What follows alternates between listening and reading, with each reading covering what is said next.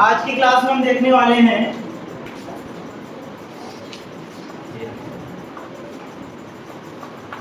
खंडसा विधि से समाकलन करना।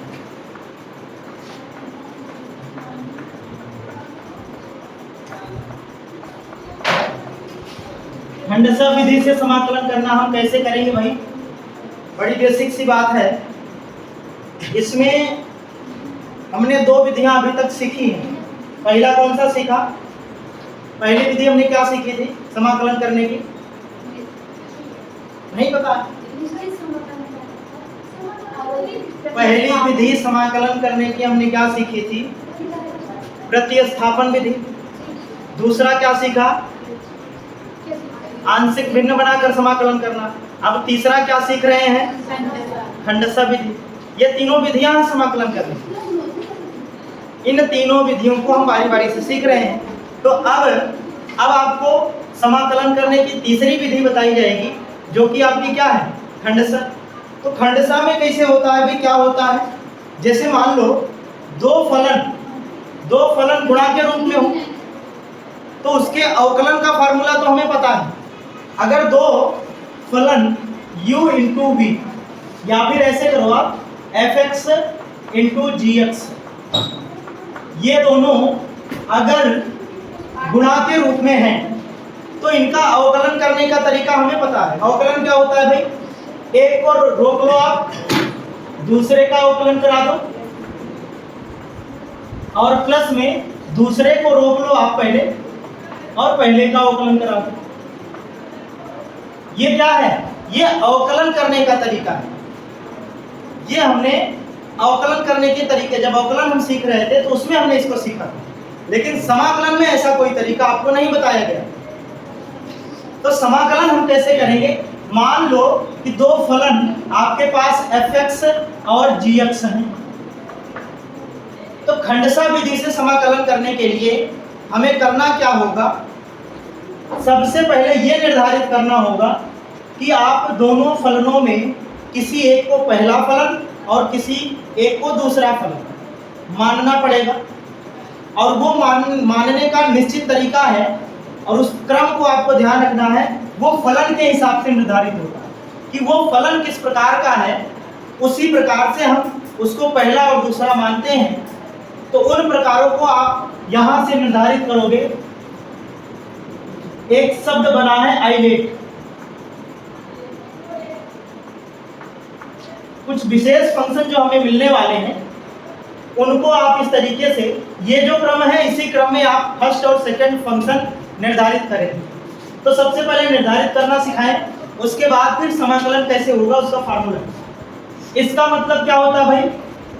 ये इनवर्सिबल फंक्शन है, प्रतिलोम फलन जिसे कहते हैं। त्रिकोणमिति में आपको मिला होगा प्रतिलोम त्रिकोणमिति फलन, उसमें इनको रखा जाता है। तो ये है प्रतिलोम फलन, इनवर्सिबल फंक्शन, प्रतिलोम फलन। और इसको कहेंगे लॉगरिथमिक, लघुगणकीय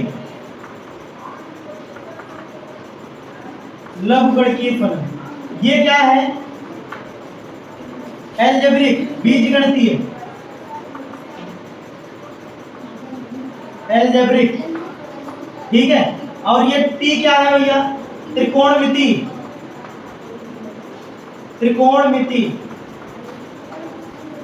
और ई क्या है? चरघातांकी, एक्सपोनेंशियल कहते हैं इसको, चरघातांकी, जिनकी घात में चर हो, जैसे a की पावर x, e की पावर x, ये सब कौन से फंक्शन है? चरघातांकी फंक्शन।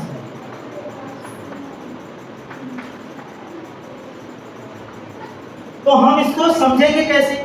हमने सब तो जान लिया, अब इसको हम कैसे निर्धारित करेंगे? जैसे देखो, इन दोनों फलनों में एक प्रतिलोम फलन है, दूसरा एल्जेब्रिक फंक्शन है, मतलब बीजगणितीय फलन है।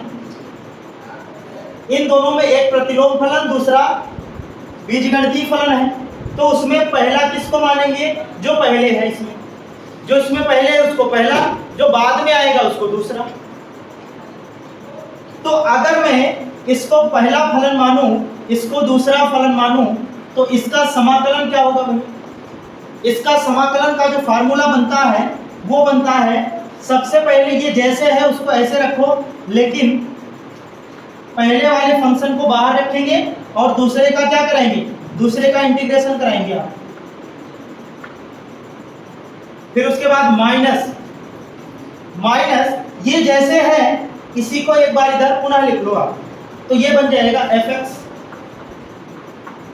Integration of gx। ठीक है,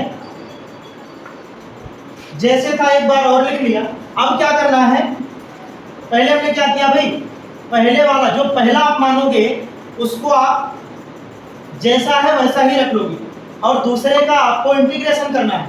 फिर माइनस लगा के होल इंटीग्रेशन, आप पूरे का इंटीग्रेशन करना है, लेकिन फलन ज्यों का त्यों रहेगा, लेकिन पहले वाले को यहाँ पे आपको क्या करना है, अवकलन कर देना है और दूसरे वाले का इंटीग्रेशन करना है। फिर पूरे का आपको क्या कर देना है, इंटीग्रेशन। ये इसका फार्मूला है। याद करने का तरीका बस यही है कि जैसे यहाँ रखोगे इसको आप याद रखो कि पहले वाले को बाहर रखना है, दूसरे वाले को इंटीग्रेशन के अंदर रखना है, उसका इंटीग्रेशन करना है। और यही चीज सेम टू सेम यहाँ भी है, लेकिन यहाँ क्या कर दोगे, यहाँ आप पहले वाले का अवकलन कर दोगे, फिर जो आएगा उन दोनों का गुणनफल करके होल इंटीग्रेशन करना है पूरे का। तो ये रहा खंडसा विधि से समाकलन करने का तरीका। इसको हम यहाँ लिख देते हैं, एक फलन fx है जिसको हमने पहला फलन माना, एक फलन gx है जिसको हमने दूसरा फलन माना, उसका इंटीग्रेशन करना है। तो ये कुल मिला के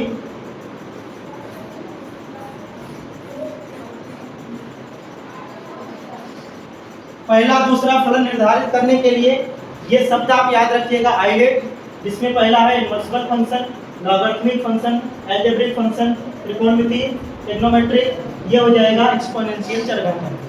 ठीक है, इसमें जो पहले है उसको पहला, जो बाद में आएगा उसको दूसरा। जैसे यहाँ दो फंक्शन आपके पास हैं, तो हमने एक को पहला माना, एक को दूसरा माना। ये इधर उधर भी लिखे रह सकते हैं, लेकिन मानेंगे पहला दूसरा आप इसी के तरीके से। ठीक है, तो इस बात को आप नोट कर लीजिए, उसके बाद हम सवाल पे चलें ताकि आपको और अच्छे से समझ में आए। अब आप लोग देखेंगे ध्यान से प्रश्नावली 7.6, जिसमें आपको सारे सवालों को किस विधि से समाकलित करना है, खंडसा विधि से। तो सबसे पहला सवाल आपके सामने है, इंटीग्रेशन करना है किसका भाई, x इंटू साइन एक्स। यहाँ आपको दो फलन दिख रहे हैं, एक फलन आपका x है, दूसरा साइन x है, और दोनों को पहचानो आप। तो पहला वाला अलजेब्रिक फंक्शन है, बीजगणितीय फलन, और दूसरा क्या है, त्रिकोणमितीय फलन। तो आइलेट जो शब्द आपने देखा था उसमें कौन पहले आएगा, पहले आपका अलजेब्रिक फंक्शन आता है, उसके बाद त्रिकोणमितीय फलन आता है। तो ये जैसे है उसको वैसे ही फर्स्ट और सेकंड मानेंगे। तो ये पहला फलन हो गया, ये दूसरा फलन हो गया, हम इसको मान लिए। फिर उसके बाद हमने कहा था कि आप खंडसा विधि से जो फार्मूला है उस फार्मूले को आप यहाँ एक बार लिख लें। तो ये बन जाएगा, क्या है भैया, इंटीग्रेशन करना है अगर आपको fx इंटू gx का। हमने कहा था अगर इसको आप फर्स्ट मानते हो, इसको सेकंड मानते हो, तो ये क्या बनता है भाई, fx integration of gx minus whole integration of d by dx fx into integration of gx। ये पूरे का समाकलन। ठीक है, यही फार्मूला हमने खंडसा में अभी आपको बताया। ठीक है, बस इसी पे आपको रखना। पहला हमने x को माना है, तो जहां पहला है उसको वहां x रखना, बाकी दूसरे के स्थान पे आपको sin x रखना। तो ये बन जाएगा integration of x into sine x बराबर साइन एक्स dx बराबर, यहाँ रखेंगे x, इंटीग्रेशन करेंगे किसका, साइन एक्स का, दूसरा साइन एक्स है, माइनस होल इंटीग्रेशन ऑफ, अवकलन किसका लिखना है भाई, x का, इंटू समाकलन किसका लिखना है भाई, साइन एक्स का। ठीक है, क्योंकि दूसरा फलन है। फिर हम क्या करेंगे, पूरे का इंटीग्रेशन लिखेंगे। बात समझे, अब इसी को हल करिएगा। तो यहाँ x हो जाएगा। ये sin x का समाकलन माइनस cos x होता है, वो माइनस बाहर रखो और ये बन जाएगा cos x। फिर यहाँ माइनस x का अवकलन कितना होगा, 1 होगा। sin x का समाकलन कितना होगा, माइनस cos x होगा। फिर पूरे का अभी हमें समाकलन करना, माइनस x cos x, ये माइनस बाहर आएगा, बिल्कुल आएगा, तो ये प्लस बन गया। इंटीग्रेशन cos x का कितना होता है, sin x होता है, तो यहाँ आप sin x रख दो और प्लस में आपको क्या लगा देना है, c लगा देना है। अब यहाँ पे इसको c जो बचा है, ठीक है, एक का इसी में गुणा हो जाएगा भैया, ठीक है। अब इसको आप आगे कर लो, तो ये हो जाएगा sin x minus x cos x और प्लस में c। ये आपका खंडसा विधि से बन गया समाकलन, समझ गए। तो कुल मिला के आपको ध्यान कहाँ देना है, पहला फंक्शन किसको मानोगे, दूसरा फंक्शन किसको मानोगे, ये निर्धारण आप आइलेट शब्द से कर लेना जो आपको बताया गया है। उसके बाद आप ये फार्मूला बड़े गौर से रखना। गड़बड़ी यही होती है कि हमें क्या करना है, बोलना यही होता है। पहला वाला एकदम आराम से आ जाएगा कि पहले को बाहर करना, दूसरे का इंटीग्रेशन करना। लेकिन याद करने के लिए हमने बताया कि इसी को एक बार पुनः रख दो, उसके बाद यहाँ पहले वाले का अवकलन कर दो, फिर पूरे का समाकलन कर दो, काम खत्म, ठीक है। तो इसको आप गौर से नोट कर लो, एक बार समझ लेना। दूसरी सवाल आपको हम बता, चलो भाई अगली सवाल देखिए, सवाल नंबर 2। सवाल नंबर 2 में भी पहला फंक्शन आपको किसको मानना है, x को मानना है क्योंकि एल्जेब्रिक है, और दूसरा त्रिकोणमितीय फलन है इसलिए इसको दूसरा मानेंगे। क्योंकि आइलेट में जो अक्षर है a पहले आता है t बाद में आता है, समझ गए। तो हम क्या करेंगे, इसका समाकलन करने के लिए अब फार्मूला आपको बार बार नहीं लिखना है, अपने दिमाग में रखना। पहला हम इसको मानेंगे, दूसरा हम इसको मानेंगे, तो इसको लिखना क्या है, integration of x sin x का क्या बनेगा, sin 3x का क्या बनेगा भैया। पहले आप जैसा है वैसा ही रखो, x बाहर रखो, इंटीग्रेशन कराओ किसका, sin 3x का, ठीक है। उसके बाद minus whole integration of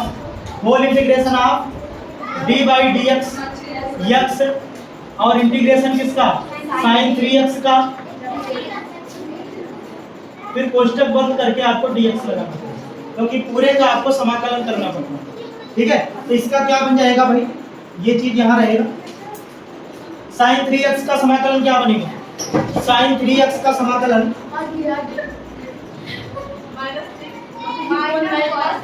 sin 3x का बनेगा माइनस cos 3x अपान 3 बनेगा।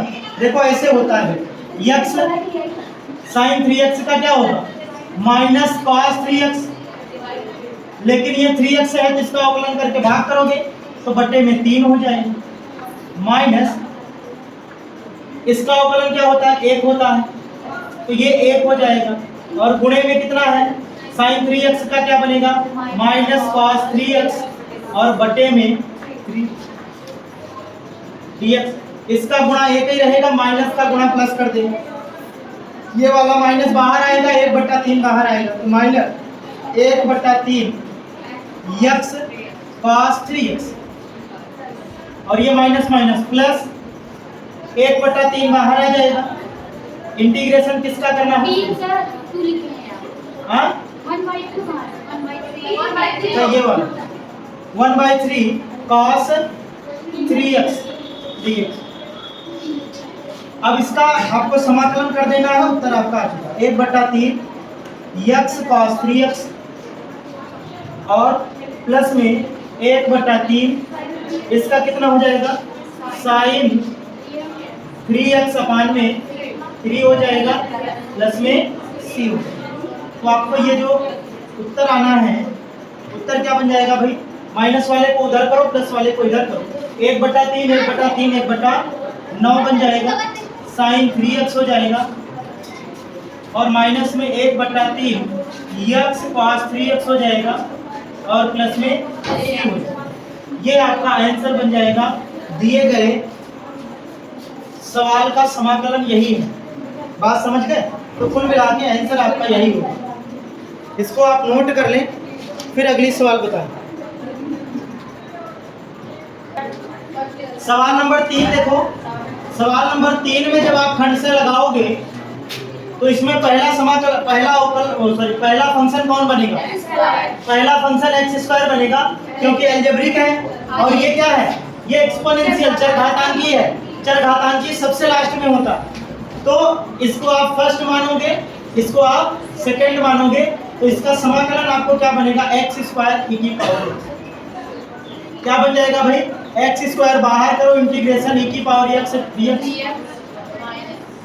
Minus whole integration of X square का अवकलन और ई की पावर एक्स का समाकलन dx। इसको हल करोगे जब, तो ये क्या हो जाएगा? ई की पावर एक्स का वही होता है, तो ये बन जाएगा एक्स स्क्वायर ई की power X minus x square का अवकलन 2x बनता है, तो ये बन जाएगा 2x और इनटू ई की पावर x, इसका समाकलन वही है, ठीक है। 2 बाहर आ जाएगा, तो एक्स स्क्वायर ई की पावर x माइनस 2 बाहर आ गया, x इंटू ई की पावर x, ठीक है। अब यहाँ पुनः हम क्या लगा देंगे? खंडशः लगा देंगे। इसमें पुनः लगाएंगे तो ये क्या बनेगा? ई की पावर एक्स स्क्वायर ई की पावर x माइनस 2, बड़े कोष्टक में इसको माइनस 2 x हो जाएगा। अब इसका समाकलन क्या बनता है? ई की पावर x बनता है, फिर माइनस होल इंटीग्रेशन ऑफ, इसका अवकलन 1 होगा, ठीक है। इसका समाकलन ई की पावर x होगा, ठीक है। तो ये हो जाएगा एक्स स्क्वायर ई की पावर x माइनस, गुणा कर दो सबका, तो ये हो जाएगा 2x इंटू ई की पावर x, और ये माइनस है तो ये प्लस बन जाएगा। इसका समाकलन क्या होगा? इसका समाकलन बन जाएगा ई की पावर x, और 2 का गुणा होगा तो प्लस 2 ई की पावर x, और प्लस में क्या बन जाएगा? c बन जाएगा, ठीक है। तो यहाँ पे आप कॉमन ले सकते हो या फिर इसी को आप उत्तर बोल दो, ठीक है। यही आपका बन जाएगा। बात समझ गए? इसमें 2 बार आपको खंडशः लगाना पड़ेगा, एक शुरुआत में और दूसरा यहाँ। बात समझ गए? थोड़ा सा पहले दूसरे से अलग सवाल है, थोड़ा सा। आलिया,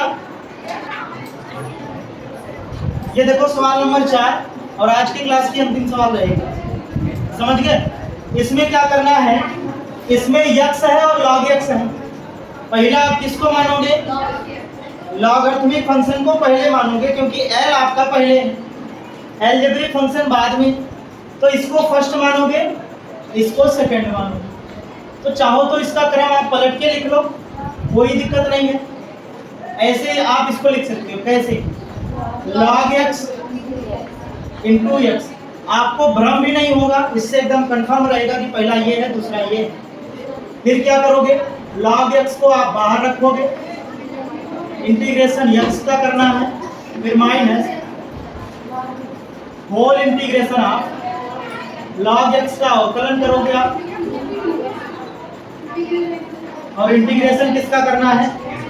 x का करना है, फिर dx हो जाएगा, ठीक है। अब दूसरे में देखो, इसका इंटीग्रेशन कितना होता है?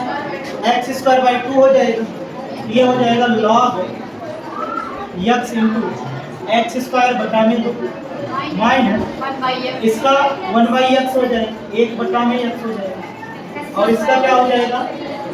एक्स स्क्वायर बाई 2 हो जाएगा, dx हो जाएगा। इसको कोष्टक में रखो, x से ये वाला एक x कट जाएगा, तो ये क्या बन गया भैया? एक्स स्क्वायर बटा में 2 log x माइनस ये कितना हो जाएगा? 1 बटा 2 बाहर आ जाएगा, यहाँ कितना बचा भैया? x बचा और dx बचा। एक्स स्क्वायर बटा में 2 log x बन जाएगा माइनस 1 बटा 2, ये हो जाएगा एक्स स्क्वायर बटा में 2 प्लस में। फाइनल आंसर आपका क्या बनेगा? एक्स स्क्वायर बटा में 2 log x माइनस 1 बटा में 4 एक्स स्क्वायर प्लस में, ये आपका अंतिम रूप से आंसर बनेगा। तो इस तरीके से कुल मिला के अभी तक जो आपने किया सारे में जो ये फार्मूला लगना है इसी में आपको दिक्कत होगी। अगर ये आप क्लियर कर लिए तो फिर आपकी सवाल बन जाएगी। तो आज की क्लास में बस इतना ही रखिए, बाकी कल देखेंगे।